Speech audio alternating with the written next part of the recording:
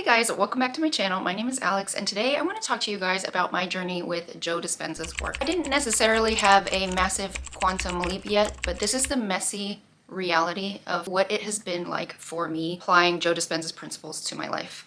If you're not familiar with Joe Dispenza, he's the author of Becoming Supernatural and You Are the Placebo. He studies neuroscience and how our thoughts, emotions, and beliefs affect our biology and ultimately the reality we experience. His core teaching is when you change your inner world, your thoughts, emotions, and energy, your outer world begins to shift too. It's about training your body and mind to feel the emotions of your desired future before it actually arrives. I know there are a lot of videos out there that show this massive shift, and I fully believe that that is possible. But I wanted to kind of do something a little different and show you a little bit of what it's like in the beginning, in the middle of it, in the thick of it, while you're just trying to figure it out how to apply these principles to your life. And I'm going to tell you how I'm doing it and what my results are. If you're new to my channel, I have been on a healing journey for about 3 years now. I have a rare condition that affects the function of my ovaries. I have gone through conventional medicine, integrative medicine, and holistic medicine, and I have searched all avenues and have found a lot of healing in the integrative and alternative spaces when conventional medicine really failed me. And my last piece of the puzzle has been to work on my nervous system and to really lean into my spiritual practice. Now, I'm not claiming faith healing or anything, but it is an important part. A very significant aspect of healing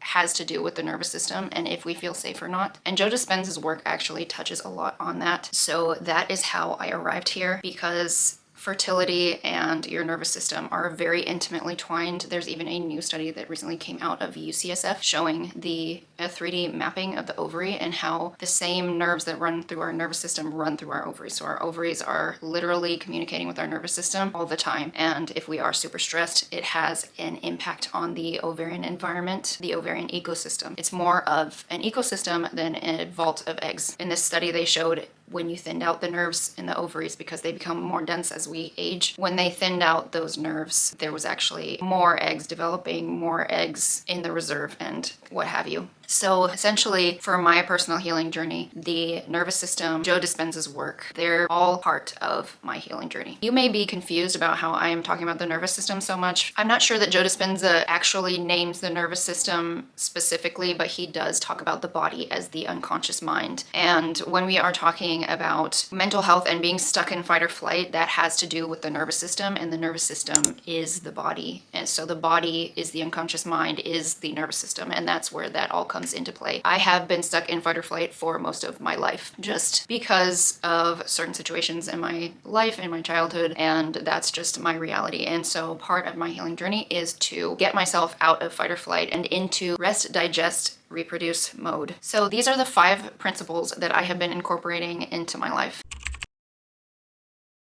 The first one is meditation. Joe Dispenza has a very specific type of meditation. You are connecting with the divine. You are becoming one with the divine. You are letting go of your ego. You are letting go of your body. You are letting go of your identity. And this is a really important step because it gets you outside of yourself. It can be difficult to do, and it does take practice to be able to get into this state. You're trying to get into kind of a deep theta state where that's where you can kind of more easily shed this kind of identity and become one with the divine. You just want to be conscious, essentially. So then once you are in that state, then you start to play your mind movie. If you do Joe Dispenza's workshops, they make actual mind movies with some kind of a software. For me, I've just imagined a day in my life of my ideal life. And so I will go every time to that same day and I will imagine that same set of circumstances, and it's just a repeating movie in my head of what my future is going to look like. It is not just visualizing, it is also really important to feel the emotions that you will feel having that life. So the way you feel is a matter of habit. So every day you are thinking the same thoughts, you're having the same feelings. So the idea here is to become someone else, to become the future you. So you need to have different thoughts, you need to have different emotions. So how are you going to feel in that future? For me, it's relief, it's abundance, it's gratitude, it's love,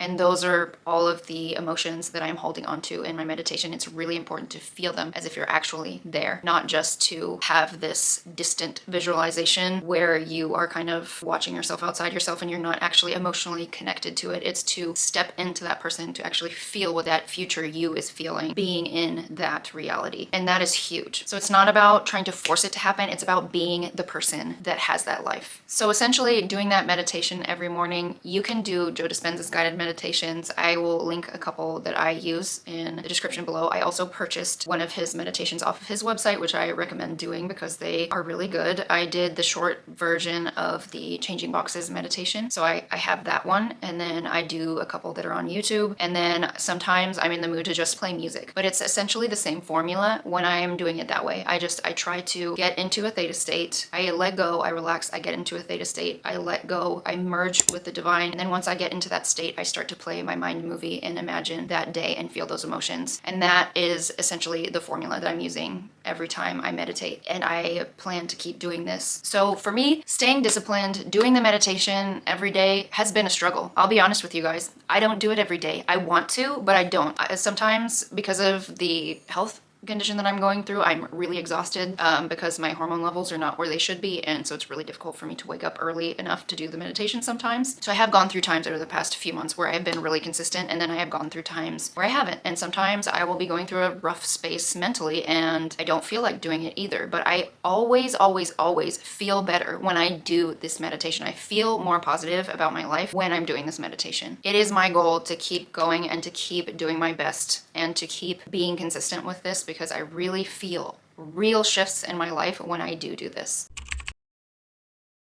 The second technique of Joe Dispenza that I have been applying is catching negative self-talk. So I, just like many other people, can be very self-critical. I can be very down on myself. I have my own traumas from my own past, just like everybody does. I have certain stories that I tell myself, and it has been really valuable to catch those and to go back and look at where they come from and understand that those are just lies that I told myself when I was a child to try and make sense of my reality. And it is really important to catch those thoughts and to think, where did that come from? Why do I feel that way? What can I do? And then every single time you have that thought, you have to catch it and you have to say, this is a lie, this is an attack on my psyche, and this is not helping me. And then reformulate that thought and realize that the negative self-talk that you keep telling yourself, it makes you act in a certain way in your life, and it brings about consistent same results. So you're actually self-prophesizing and self-fulfilling those prophecies of those thoughts that you're thinking about yourself. So for example, nobody likes me, nobody thinks I'm interesting. That could be going back to your childhood. You had a parent who didn't listen to you sometimes. And that's not about you. That was about your parent being distracted with something else. But it's something that you told yourself and something that you started believing about yourself. And so that became part of your identity. And maybe it's holding you back from doing things that you would like to do because you think you're not interesting, or you think nobody likes you, or you think nobody's listening to you. So getting at the root of that thought and realizing where it comes from is really helpful moving forward to catch that negative self-talk and to realize that that's not true.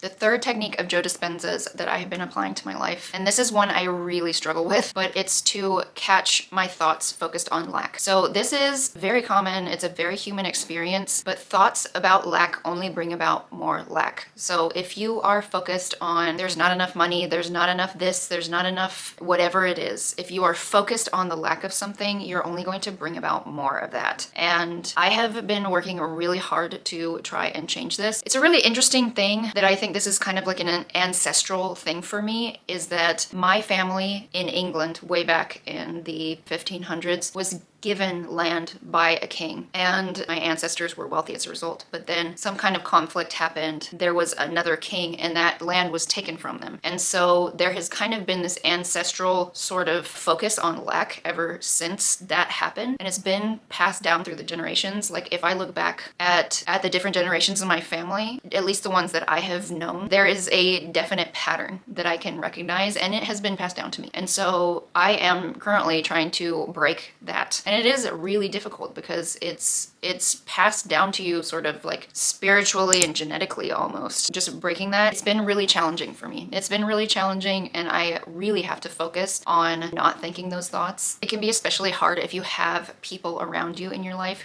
who are like that as well, but you just have to keep at it, and you just have to keep believing in the abundance of your future and keep knowing that it's yours already. Somewhere in the realm of existence, it is yours already. It is not yours in the future, it's yours now. And I know that's a challenging concept to accept. If you think about the multiple existing realities, there's this theory that time is not linear, it's all happening at the same time, then you can understand that somewhere in the realm of existence, abundance is yours right now. And that's something that I personally am working on also. The fourth technique is visualization and emotional rehearsal. So this is basically meditation during the day, except you're not meditating. It's just if you're doing some kind of activity that doesn't require your immediate focus and you can kind of visualize while you're doing it, like taking a walk or doing some kind of work that you do from memory. It's not really requiring much thought. Then you can visualize and you can do that emotional rehearsal and you can play your mind movie while you are not meditating. It's completely possible. That's something that I forget to do a lot, but every time every time I do think of it, I do it, and it really elevates my mood and makes me feel better. If for no other reason, it's worth it just for that, just to feel good. So that is another technique that I'm working on. And then the fifth technique is just gratitude. As humans, we are wired to focus on the negative things because it's a survival instinct that's been built into us. So being grateful is not necessarily our primary focus, but getting into the practice of being grateful for what you do have is immensely helpful at shifting your focus. Going through my health issues has really made me focus on what I am grateful for. I could feel sorry for myself. I'm 1 in 250 women that get this disorder that I have, or I could be grateful that my ovaries are functioning still. I could be grateful that I have a roof over my head, that I have food to eat, that I have a dog that loves me and that I love her, that I have a family that loves me. I mean, these things are things that not everyone in the world has. And of course, if you look at the world today, you can see there's a lot of tragedy happening. So being able to be grateful for what you do have is massive. It is a total perspective shift. Being grateful draws more of that into your life. It draws more of the things that you feel positive about into your life. I have personally seen this happen in my own life. I have my own problems surrounding lack, but I am an extraordinarily grateful person, and I do focus on things that I'm grateful for. I focus on beauty. I focus on the positive aspects of my day. I do that a lot. That's something that I have become really good at, and it just makes life so much better. It makes you a much happier person to be focused on the positive. When I was a teenager, early 20s, I was always focused on what I didn't have. Now that I'm in my 30s, I feel like I'm most of the time focused on what I do have, and I'm mostly focused on the beauty in my day. And like just little glimmers. Focus on the little glimmers, even if you don't have much going for you right now. A sunny day, a beautiful flower, a bee that's pollinating a flower, a butterfly that passes you by. Anything that you can find a shred of gratitude for, focus on those things, because that's only going to bring more positive things into your life. So moving on to how this has changed my life, applying these principles. Again, this is the messy reality. I'm not always super consistent, but when I started doing the meditations, honestly, a bunch of little manifestations started happening. I manifested a brand partnership with a brand that I really love and believe in. I started getting more engagement. I was getting more messages from women who are going through the same health issue that I am going through, thanking me for sharing my story, saying that I've been so helpful to them. And it's just made me think differently. Like it before, where I would feel down and depressed and maybe like I had no options, it's made me think in a different way. Like it's made me think of different options that I have to move forward in my career or move into abundance. It's made me a more creative thinker about how I can arrive at that future, which is really amazing. And I personally believe that this is going to change my life. I am totally convinced about it, and I'm just going to keep at it, and I'm going to keep doing my best with it. So no, I didn't manifest millions overnight. Being semi-consistent, I have manifested manifested small little things like creativity, like gratitude, and those are the foundation for everything else. So I am really excited to see where this takes me. I do plan on sharing with you guys more about my journey with this. So if you are not subscribed, please make sure you go ahead and hit subscribe. Also, if this video was helpful to you, if you liked it, please go ahead and give it a like and leave me a comment if you have any questions. I always try to respond to all the comments that I get. So thank you guys so much, and I hope to see you in the next one. Bye guys.